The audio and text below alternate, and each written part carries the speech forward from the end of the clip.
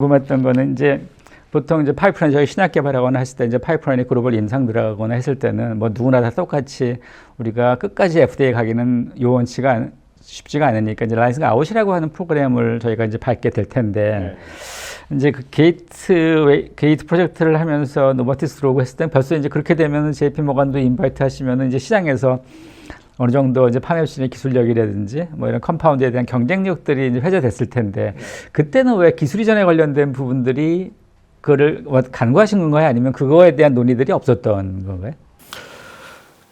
그 2009년 1월부터 이제 JP 모건은 이제 매년 그 참여를 했었고 글로벌 제약사들의 그 뭐 스위트룸에 가서 계속 업데이트도 하고 그랬었지만은 실질적으로 그들이 원하는 스테이지를 우리가 잘 못 맞췄어요. 그런 상황에서 이제 뭐 우리는 아무리 사이언스 좋다고 얘기를 해도 그래 너네 사이언스 좋은 건 맞아. 근데 우리가 원하는 보고 싶은 데이터는 여기까지인데 아직 그게 안 됐네. 뭐 이런 식으로 해서 계속 딜레이가 됐었던 거예요. 그래서 저는 요즘은 이제 후배들을 이제 많이 그 컨설팅을 해주는데요. 창업하는 친구들한테. 그때는 제가 창업을 했었을 때는 투자자들의 돈을 조금 받고 성과를 많이 내는 게 미덕이라고 생각을 했었어요. 그런 철학을 갖고 열심히 했는데 실질적으로 신약 개발이라는 게 특히 이제 글로벌 제약사가 원하는 그 데이터는 돈이 많이 들어요, 사실.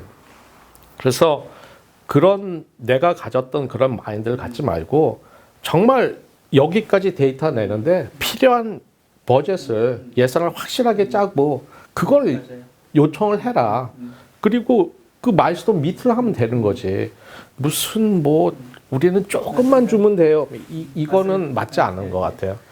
그 적게 받으니까 직원들도 뭐 월급도 뭐 다들 이제 뭐 쪼잔하게 그렇게 하는데 그럴 필요가 없었던 것 같아요. 지금 문화가 많이 바뀌긴 했는데. 그때 보면은 그때 보면 지금은 완전 다른 생태계인데 네네. 그때는 어떻게 보면 생태계가 이거 그냥 R&D를 조금 더 해서 신약의 파이프라인으로 형성하는 시기여 사업적인 관점이 좀 그때는 좀 적지 않았나. 그러니까 지금 말씀하셨듯이 그때 투자를 좀 많이 받아서 진짜 하이 연봉에 좋은 애들 인바이트해서 속도를 빨리 빼고 그냥 그렇게 했어야 되는데 이게 그때는 아마 저희가 진짜 들어보지 못한 얘기들이 있어서 그럴 것 같아요. 그래서 좀 특히 이제 그래서 이제 오늘 같은 자리도 이제 후배들이 만약에 창업을 하게 되면은 이제 뭔가 고민하고 있는 부분이 분명히 있을 텐데 이런 고민도 많거든요. 그러니까 지금 돈을 다 이 기회 갔을 때 받아야 되는지 아니면은 마일스톤으로 받고 우리가 좀 더 데이터에 파일업으로 해서 좀 높은 밸류에 투자를 받고 하는 이제 그런 고민들도 좀 있게 되거든요. 이게 이제 어떻게 보면 리스크 관리에 관련된 이제 부분인데 아까 이제 코로나 때 그때 아까 이제 말씀을 들어보니까 그때 좀 더 냉철하게 뭔가 이제 리스크 관리를 좀 하면서 자금이라든지 파이프라인 관리라든지 좀 했어야 되지 않겠나라는 생각도 어떠신지. 매일 생각을 해요. 매일 사실은 상처가 너무 컸기 때문에. 근데 이게 이제 선무당의 부작용이죠. 그러니까 코로나, 뭐 메르스, 뭐 사스 이런 거 몰랐으면은 야 이거 뭐 전 세계가 이거 뭐 전염병으로 다 죽어 그러면 무조건 뭐 모든 거 다 홀딩하고 현금 딱 주고 다시 좋은 세상 올 때까지 일단 겨울잠 자자 이런 모드로 갔었어야 되는데 저는 그때 그 어설픈 뭐 바이러스 이렇게 보고 야 이거는 뭐 스파이크 프로테인 중화항체 만들면 금방 해결될 것 같기도 하고 뭐 이런 생각 했었거든요. 그래서 저희도 이제 물론 이제 주주들한테도 요청이 많았지만 왜 빨리 코로나 치료제 개발 안 하세요? 뭐 이런 요구가 굉장히 많았어요. 근데 사실 저희는 항암제 회사지 코로나 바이러스 쪽은 아닌데 또 하도 뭐 그러니까 또 거기다 돈을 또 막 썼어요. 그러니까 제가 왜 이 말씀을 드리냐면 이게 이제 역사가 뭐 나사의 모양 같이 계속 진화하면서 반복되는 거라고 하는데 지금 이제 만든 창업자 직업을 벤처를 운영하시는 많은 분들이 갑자기 이제 여러 가지 대외적인 환경 때문에 투자가 워낙 어려워졌다 보니까 파이프라인도 줄이게 되고 여러 가지 내부적으로 이제 갈등도 있으면서 구조조정을 하게 되는 거거든요. 그러니까 윤산 박사님이 겪었던 거랑 똑같을 텐데 만약에 그때 시점이 왔을 때 내가 이제 회사에 자금이라든지 이런 것들을 구조조정하려고 한다면 유 박사님 볼 때는 어떤 기준을 한 몇 개 정도, 한 3개 정도를 어떤 기준을 가지고 이것들을 이제 파이프라인을 조정한다든지 여러 가지 회사의 운영을 조정하든지 관련된 기준점들이 어떻게 하셨으면 좋으실 것 같으세요? 일단은 구조조정을 한다는 이유는 서바이브 하겠다는 거잖아요. 그래 지금 어려운 시기를 극복하겠다는 거잖아요. 그러면은 거기에는 어려운 시기가 언제쯤이면 해소된다는 어떤 희망적인 그런 플랜도 있으니까 그때까지 버티겠다는 타임라인이 나오는 거고, 그러면은 그게 해결이 됐었을 때는 우리가 뭘 갖고 짜잔하고 시장에다 어필을 할까?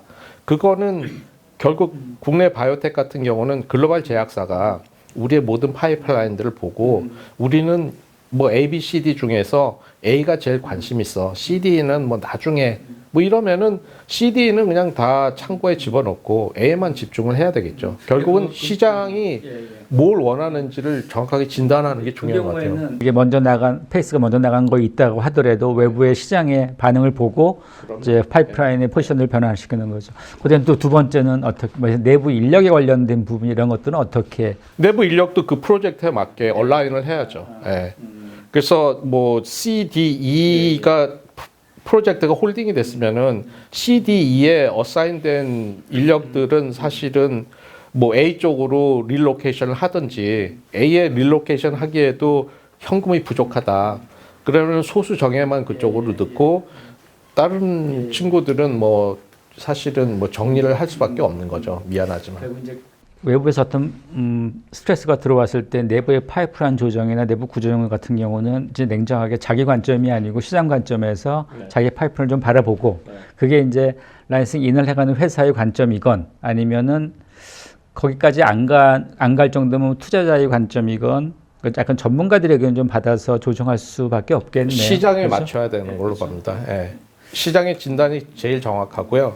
그 다음에 궁극적으로는 뭐 누구를 해고하고 누구를 정리하고 이거는 굉장히 뼈아픈 거예요. 근데 실질적으로 또 한편으로는 주주들의 어떤 그 주주 재고도 고려를 해야 되는 거고, 회사라는 거는 죄송하지만은 뭐 자선단체는 아니에요. 남의 돈 받아다가 해야 되는 거기 때문에 어떨 때는 뭐 뼈아픈 아주 냉정한 그런 결정을 할 수밖에 없어요. 그다음에 이제 나의 파이프라인이 있고 이제 내부 인원이고 마지막에 남은 게 어려울 때 도와줬던 주주들의 관계일 텐데 그러면은 지금 같은 경우는 뭐 밸류가 낮아지거나 뭐 이제 익스에 관련된 부분이 언제 될지 모르는 여러 가지 그런 게 있을 텐데 처음서부터 주주랑의 호흡들, 특히 이제 주주라고 하는 게 우리가 뭐 기관 투자자들이나 벤처 캐피탈리스트가 될 텐데 그분들이랑의 관계는 어떻게 유지하는 게 훨씬 더 바람직하실 것 같으세요? 저는 뭐 무조건 그 트랜스페런트한 게 가장 중요하다고 보고요. 솔직하고 투명하고, 그 다음에 사실 이제 저희가 하는 게 굉장히 전문적인 거잖아요. 혁신 신약 개발이라는 게.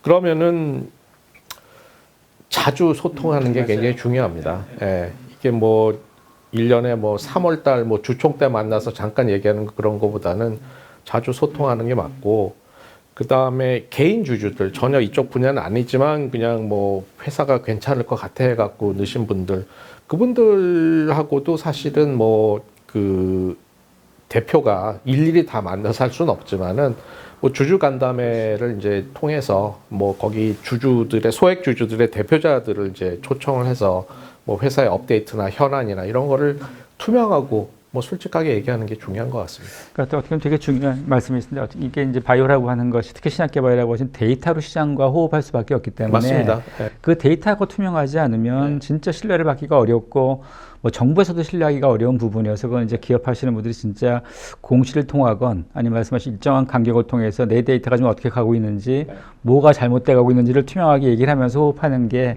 아마 가장 당장은 어려울 수 있겠지만 그게 좀 더 멀리 갈 수 있는 길인 거. 맞습니다. 네. 데이터 인테그리티 굉장히 중요하고요. 그 다음에 뭐 모든 바이오텍이 다 블록버스터 만들 수가 없어요. 사실 뭐 10,000개 프로젝트 가면 하나 성공하는 거잖아요. 그것도 시장은 알아야 되는 거예요. 리스크 있다. 그러니까 그거를 인지를 하고 그럼에도 불구하고 뭐 팩트 베이스, 사이언스 베이스로 한번 뭐 이렇게 계속 뭐 믿고 뭐 이런 거지. 뭐 내가 투자했으니까 너는 무조건 뭐 키투르다 같은 약 만들어야 돼. 그러면은 뭐 키투르다가 뭐 수십만 개죠.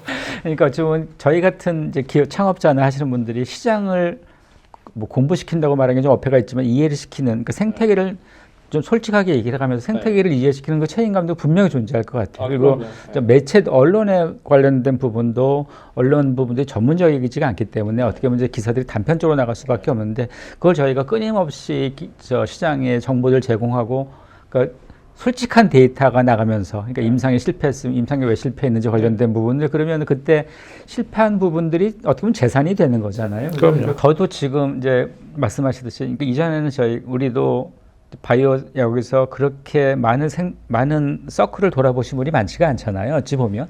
그다음에 이제 새로운 파트너를 만나가지고 이제 지금 또 다른 한 번의 도약. 근데 거기에는 이제 상장 폐지라고 하는 이제 그 허들이 좀 걸려 있기도 하고 여러 가지 또 다른 크레임을 하셨지만 일단 지금까지 팩트로 놓고 보면 상장 폐지라는 상태에서 이제 뭔가를 만들어 가셔야 되는 부분일 텐데 그럼 이제 향후 그림, 그러니까 지금 새로 맞은 파트너랑 같이 해서 향후 그림을 어떻게 그리고 계시는지 그것도 좀 궁금합니다.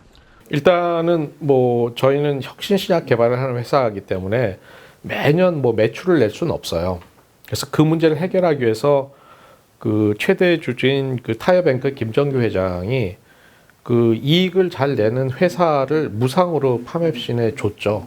그래서 그 회사가 이제 매출을 내고 있어서 그 매출 요건은 이제 해소가 됐고 법자소원도 지금 저희가 갖고 있는 현금이 한 500억 넘게 있어요. 그래서 이슈가 없고 이제 R&D 비용이라는 게 뭐 본격적으로 글로벌 뭐 피버탈 임상하면 굉장히 많이 들잖아요.